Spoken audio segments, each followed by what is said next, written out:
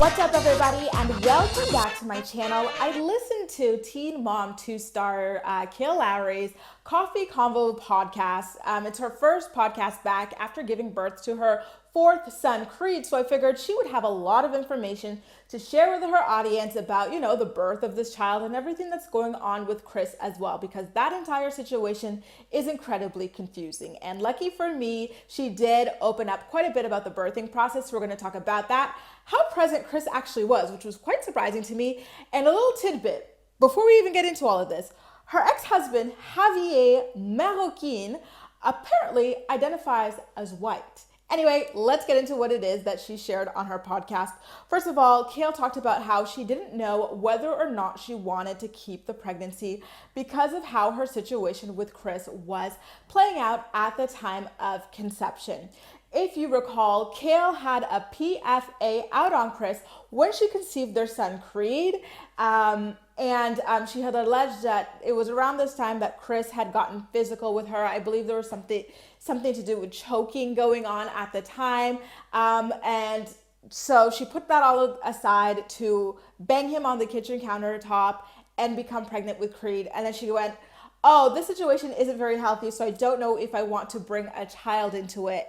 Which to me, I was kind of like, I get it. I get women not wanting to bring children into precarious situations, but that's normally like when, I don't know, a condom breaks or you're in a loving relationship and then it turns sour after. But to straight up raw dog someone who you've been accusing of assaulting you for years, upwards of 3 years, and then go, maybe this is not a good situation to bring a child into.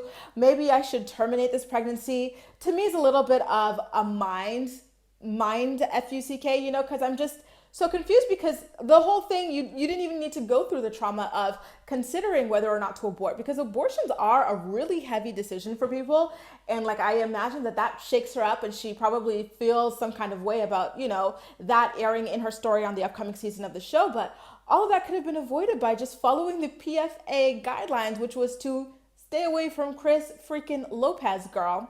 Anyway, she talks about how she went into labor around 5 a.m. She woke up, she started feeling contractions that were about 10 minutes apart from each other. And so she called her friend Natalie, and her friend Natalie was asleep. She texted her, and then she decided to call Chris. Chris was asleep, but then he did end up calling her back. And then he did wind up coming over to the house, and he was present for the birth of their son, Creed. By the way, she confirmed that the child's name is Creed. His name is Creed Romello Lopez, not Romello Creed Lopez, as E! News previously reported. Anywho, because Kail was so used to giving birth in the hospital, she gave birth to her previous 3 children in the hospital. They typically don't want women to come in until their contractions are about 5 minutes apart. I guess it's due to capacity. She figured it was the same thing with the midwife. So she didn't even tell her midwife about her contractions until hours later when they started to be about 5 minutes apart. She's like, okay, now my contractions are about 5 minutes apart. The woman was like, oh my God, you should have told me sooner, but I'll be right there. And so she did wind up coming over, and Kail gave birth only about 30 minutes after the midwife wound up coming to her house. That was about 2 p.m.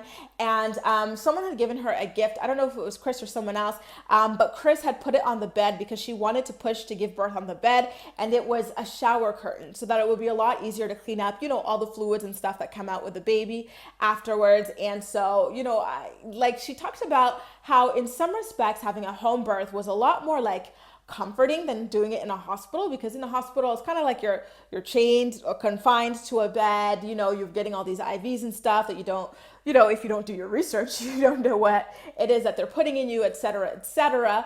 But at a home, you're able to just roam freely until you're ready to push. At a hospital, they tell you not to push. Then when they want you to push, they force you to push, and you don't feel it in your instinct. She says that it's a lot going on, but she says that the trade-off is the sort of security that comes with knowing that, pediatricians and doctors, OBGYNs are all right there ready to help you in case something goes wrong. And she, speaking of something going wrong, first of all, I want to tell you that she actually did for a second want to go to the hospital and get her epidural, but then she realized that she wouldn't be able to make it there. So then she did decide to proceed with her home birth. But going back to the hospital situation, She talks about how the baby had been in the birthing canal for quite a bit, like he was up to his nose out or something, and she didn't keep pushing to get him out, so he was there for quite a while. So by the time he came out and she kept pushing, his umbilical cord was wrapped. She finished the sentence with wrapped, so I don't know if it was around his neck, around his stomach. I don't know. But yeah, she said his umbilical cord was wrapped. So when he was born, he wasn't crying like babies typically do when they were born. So she's like, why isn't he crying? Is he breathing? So it took a minute, and the midwife was about to start doing mouth to mouth to like help stimulate breathing. But then he eventually started crying, and then all was well again. I was quite surprised by how they were kind of like, were you guys really just staring at a baby for a whole minute like that you didn't think was breathing? Like, how long can you stand without your breath? And you've got like big lungs. This is a fresh baby. It was interesting how slow their reaction was to that, but I digress. She then talked about how she named the baby within a week, unlike with Lux, which took like 7 or 8 weeks. And she said, listen, in both situations, when the babies were born, Chris and I weren't really on speaking terms. So like we couldn't have that like couples conversation, like to come to terms with a name. So what I did was I went back and chose names that we had previously agreed on together back when we were speaking. So that's interesting to know that Chris did actually have some kind of a hand in naming Lux. Like when they were speaking, he agreed with her that he liked that name, and same thing with Creed as well. And then this is where things get interesting. She talks about the last name of Creed. You know, Creed's last name is Lopez. So officially every single one of her children has a different last name. It's bananas. She's got Isaac Rivera. She's got Lincoln Maroquin. She's got, what's the other? Lux. Lowry, and then she's also got Creed Lopez. So it's, I don't know how she's going to travel with all these children with different last names. I feel like the people at Customs are going to be like, are you on a field trip? Like alone with these children? What is it, sis? So, you know, she's like, listen, I now wish that I had given Isaac my last name to set that kind of a precedent, because I feel like last names have to be earned. The only reason I gave Isaac Joe's last name is because I thought that he and I were going to be getting married one day. I was 17 years old. Like he assured me that we were going to be getting married. So it was best just to give Isaac his last name so we could all have the same last name as a family. I get how a 17-year-old could have fallen for the okie doke, so I don't fault her. She actually talks about how she, you know, is kind of like beating herself up because she grew up resenting the fact that she didn't have the same last name as her mom. Because even though her mom wasn't the greatest, she was around the mom a lot more than she was around the dad. Like she met her dad, what, like twice or something like that? So she felt very weird about carrying the last name of a literal stranger to her. And, you know, she's like, why would I do the same, you know, going forward? And she says that she feels as though Isaac has always been a Lowry. And I don't really understand her sentiment there because, you know, if anything, Isaac has a family on the Rivera side. You know what I mean? Like she and Joe share 50-50 custody, and she doesn't really have a family. Like sure, she's got like, you know, her other children, but she doesn't have cousins and stuff like that, or aunts and uncles or grandparents for Isaac. So if anything, I kind of feel like if I were Isaac, I would probably feel a lot more like a Rivera because, you know, like they've got holidays on that side with like grandparents, with aunts, with uncles, like both in Joe and V's families. So it was quite an interesting statement for her to make. I don't understand why she feels as though Isaac is more of a Lowry than a Rivera, because Joe has always been a very active father, and especially when she couples it up with the whole last names need to be earned. Meanwhile, the latest child has the last name of the dad who was trying to sign away his rights to his sibling and has never really been there for his sibling, and who Kail sells stories about him being a deadbeat. So, you know, the thing about Kail, she doesn't understand why people don't like her. Like, this is the reason you talk out of both sides of your mouth. It's weird, honestly. Like, you're always trying to shade people who are present for your children. Joe has always been present for his son. Javi has always been present for his son, in addition to your other son. You know what I mean? And here you are trying to shade them. Meanwhile, this deadbeat, you're talking about, oh, he chokes me. He does this to me. He does that to me. He's never there for her kids.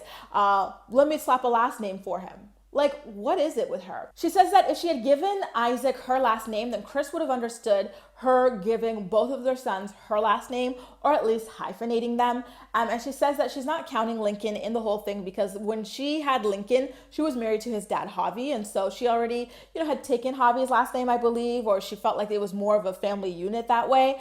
And, so that's why she's only like pointing Isaac out as the example to set the precedent within her baby making factory. Anyway, she continued on to talk a little bit about the upcoming season of Teen Mom 2. She said that she didn't even know when they were going to be airing, or she wasn't even notified about the trailer. Literally everything she knows about the show as of right now is stuff that she's finding out at the same time as us on the internet, because the producers, the directors, like whoever, don't really contact the girls about the show, which I feel like is really kind of weird. Do they have a strange relationship that they don't want the stars to promote their series? I don't really understand, but I was mainly there for the tea about Chris and the birth and stuff. And, she didn't really she didn't at all address the PFA. So I'm wondering, where that stands between the two of them and how involved she wants Chris to be with Creed. Like, she says that she wants him to be super involved, and that's why she gave Creed Chris's last name. She was like, I'm hoping that this is like an olive branch or an incentive for him to be there and be present as a father. But I don't think that that's going to work because, like she admitted, Lux was born a Lopez, and that did not make Chris step up. So I don't understand why she thinks it's going to be any different with this next child. She also addressed a lot of people who were talking about how Creed is too light to be Chris's son, so maybe he's someone else's son. And, I think it's really disappointing that people are still so damn ignorant. Like, the child was just born. You see photos of him as a newborn. Like, it takes a while for color to come in, and even if he doesn't become dark, that's okay. Like, there's so many white passing biracial people in this world. There are millions of them. It happens, Anyway, that was a recap of all the information that Kail spilled in her podcast session after giving birth to her son Creed. But as usual, I'm more excited to hear what you have to say about everything. Were you surprised to hear that she called Chris and Chris was present for the delivery of their son despite the PFA and despite the fact that she was hopping into his Instagram just a couple of days before birth, accusing him of choking her and being like a terrible person? Number 2, how do you feel about her justification for giving Creed's last name, while also in the same sentence talking about how she thinks that Isaac should have had her last name and that a last name should be earned? And what about Javi identifying as white, y'all? Make sure to let me know all of your thoughts and opinions in the comment section down below, and as usual, we'll chat. That's all for now. Thank you so much for watching, and I'll see you next time.